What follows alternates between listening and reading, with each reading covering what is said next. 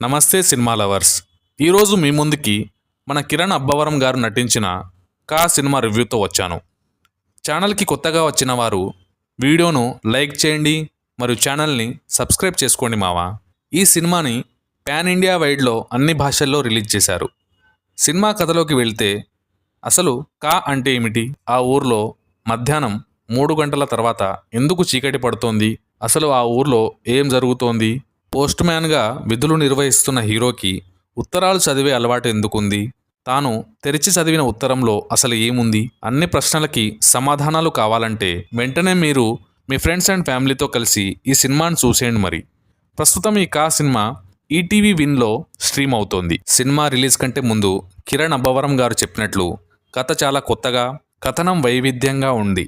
ప్రతి సీన్ తర్వాత ఏం జరగబోతుంది అనే క్యూరియాసిటీ పెరుగుతూ ఉంటుంది.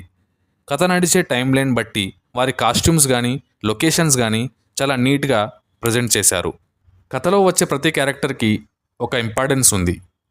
క్లైమాక్స్ని మనం ఊహించలేము. ఓవరాల్గా సినిమా చాలా అద్భుతంగా ఉంది. ప్రేక్షకులు కూడా సినిమాని చూసే విధానం మారింది. కొత్తదనంతో వచ్చే సినిమాని ఆదరిస్తున్నారు.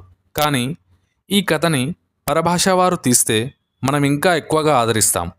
అదేంటో మన తెలుగులో తీస్తే రావాల్సినంత గుర్తింపు రాలేదు. బీజిఎం మరియు మ్యూజిక్ బాగున్నాయి. కిరణ్ అబ్బవరం లాంటి మరెందరో అప్కమింగ్ యాక్టర్స్ ఇలాంటి వైవిధ్యమైన కొత్త కథలతో ప్రేక్షకుల ముందుకు రావాలని ఆశిస్తూ ఈ సినిమాకి నేనిచ్చే rating 4 star out of 5 star. అంతేకాకుండా ఈ సినిమా చూస్తున్నంతసేపు నా డోపమిన్ లెవెల్స్ వచ్చేసరికి 90 ml అవుట్ ఆఫ్ 100 mlకి చేరుకుంది మావా. నా రివ్యూ కనుక మీకు నచ్చినట్లయితే ఈ వీడియోను లైక్ చేయండి, మీ ఫ్రెండ్స్ అండ్ ఫ్యామిలీకి వీడియోను షేర్ చేయండి. మీ విలువైన అభిప్రాయాన్ని కామెంట్స్ రూపంలో తెలియజేయండి. చిరిగిన ప్యాంట్ అయినా వేసుకో, కానీ గోకుల్ వైబ్స్ అనే యూట్యూబ్ ఛానల్ని సబ్స్క్రైబ్ చేసుకో. జై హింద్.